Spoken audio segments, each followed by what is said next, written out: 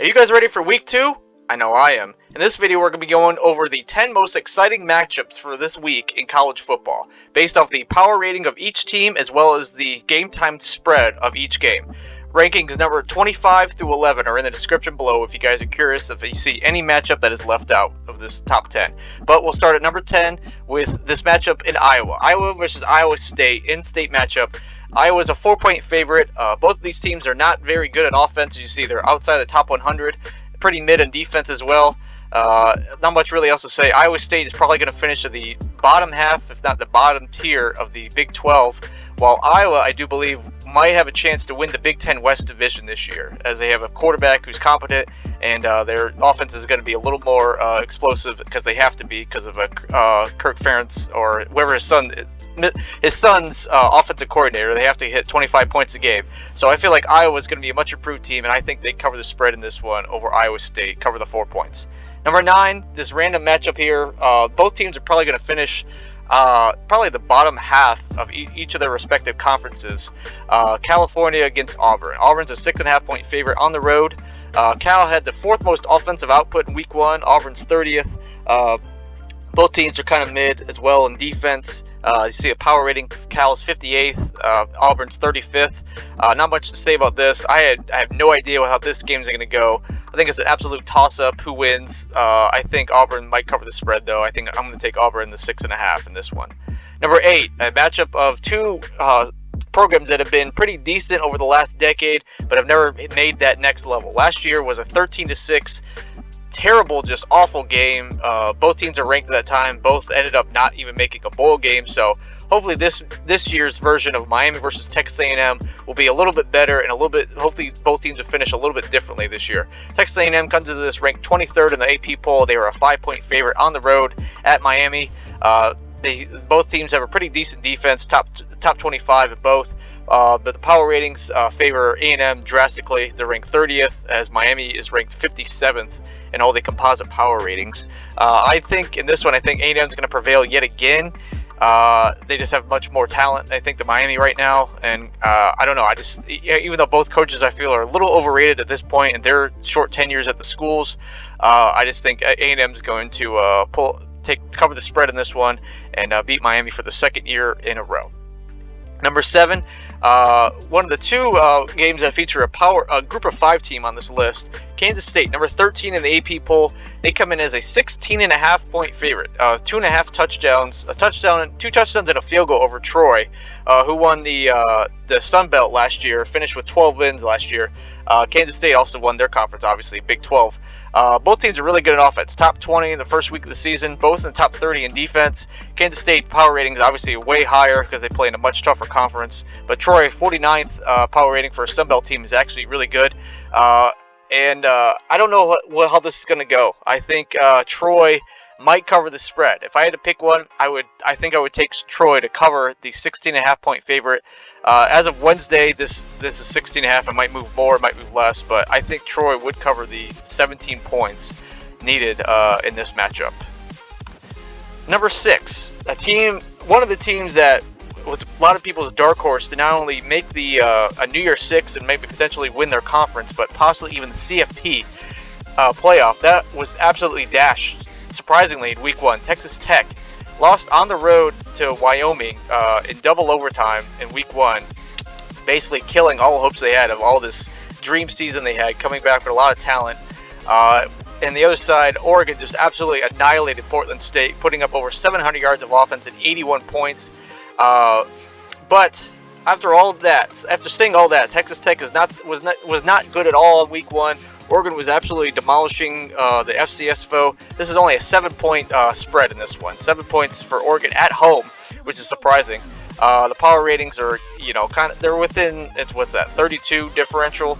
I don't know about this one. I think this is a lot closer than it probably will be, but Vegas knows a lot more than we do. If I had to pick one, though, I would take Oregon in the 7-point spread. I think they're going to win this game and cover as a 13th-ranked team over unranked Texas Tech, who is not in a good situation right now. Number 5, Wisconsin-Washington State. Washington State actually pulled off the upset last year over Wisconsin and in Madison, Wisconsin. And this year is in Washington. I forget where Washington State's located, what their hometown is called. But Wisconsin still comes to this one as a 6.5-point favorite, touchdown over Wazoo. Both teams are kind of lackluster in their Week 1 matchup. I think Washington State played FCS opponent. Meanwhile, Wisconsin played a Buffalo and kind of struggled through the first half, first 2.5 quarters. But in this one, the power ratings are pretty even, 42-24. If I had to pick one in this game, I think I would take Wisconsin with a spread, 6.5 points. I think Wisconsin might be just like another Iowa team, which is going to be one of those two teams I do believe that wins the Big Ten West. I would take Iowa or Wisconsin in this spread, 6.5 points to cover on the road at Washington State. Number 4, Notre Dame, NC State. This game is really close for a team that seems to be overwhelmingly overmatched. NC State against Notre Dame. I guess it's that road matchup. I don't know what it is, but we'll just have to see how this game is going to be a lot closer than I think a lot of people are going to be anticipating, especially if you don't even look at the spread. I mean, look at this, lopsided. 77 versus 25 in offense, 42 versus 6 in defense, 40 versus 12 in the power ratings, and number 10 versus unranked. But it's on the road. It's college football. Notre Dame's been killing teams, but they really haven't played really good teams at all. Freaking Tennessee Tech and Navy. Neither team is going to do well. NC State, they played a much tougher opponent, in reference to what Notre Dame played. I don't know. I think my gut wants me to go with Notre Dame, but my instincts tells me that NC State playing at home, I just think they're going to cover. I think this is going to be a push, but if I had to pick one, I would take NC State +7 to Notre Dame. Although I do think Notre Dame will win the game outright, I would take NC State to cover the spread. Number 3, Cincinnati, Pittsburgh. Cincinnati, a newly member of the Big 12. They come in with the tie for the 5th best offense and number 60 in defense. Meanwhile, Pittsburgh is 3rd best defense. Both are pretty even in the power ratings, 36 and 27. But at home, Pittsburgh is a 7.5-point favorite. Not much really else to say about this. This matchup is pretty decent, 75.6, 0 to 100 scale. If I had to pick one, I would take with Cincinnati to cover the spread. I don't think Pittsburgh's that good. Cincinnati's not going to be that good, but I think they're going to cover this one. Again, I don't think they'll win, but I think they'll cover the 7.5 points, and Pittsburgh will come away with the win. Like I said, Cincinnati might cover. Number 2, one of the highest, if not the highest-rated matchup in the non-conference for a group of 5 team, Tulane out of the American, coming in ranked number 24. Ole Miss ranked number 20. Only 7.5 points is Ole Miss favorite in this one. Ole Miss scored, I think, 28 points and almost 300 yards in the first quarter last week, but which is remarkable. But that was also against Mercer, so I mean, you gotta factor in who the heck their opponents and their competition was playing. Meanwhile, Tulane was playing South Alabama, who won 10 games last year. 51st in offense, 39 in defense, but 21st in the power rating, as well as Ole Miss is 17th. So this is a pretty close matchup and a pretty decent matchup as well. They covered last week. I think they were only 6.5-point favorites against South Alabama. I think they'll cover this week as 7.5-point dogs to Ole Miss at home. Last year they beat Kansas State, who ended up winning the Big 12 week 2. So I think Tulane might actually cover this one. I'm not going to predict who wins, but I think Tulane covers the 7.5-point spread, and they march on and hope to be the Group of 5 representative yet again in the New Year's 6 bowl games. But the number 1 matchup this week, one of the biggest matchups of the entire year, non-conference matchup, which will be a conference matchup next year. Number 3, Alabama versus number 11, Texas. Everybody always remember this classic last year was a 1-point game at Texas.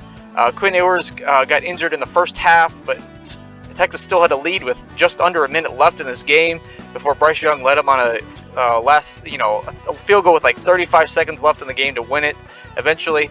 And then, that game didn't really make too much of an impact on the CFP, but it could have went either way. Alabama finished 10-2, could have easily went 8-4, along with the other game.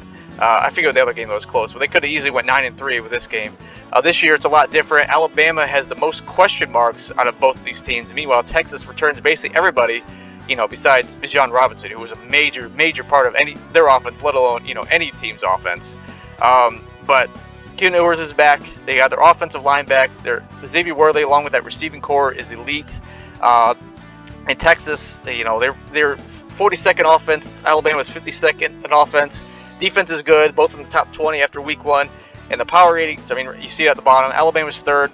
Texas is 13th. This is going to be a monster matchup. and it's only 7 points. I do believe last year it was like 20 points at home with Texas. This year it's only 7.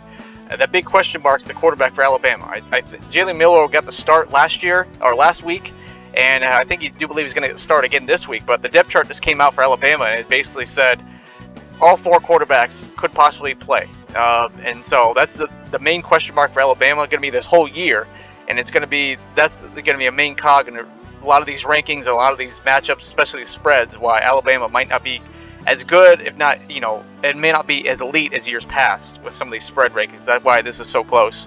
But if I had to pick one, I think I would take Alabama in this one. I don't think Texas is back yet. I don't know when they'll ever be back, but I would take Alabama in this spread.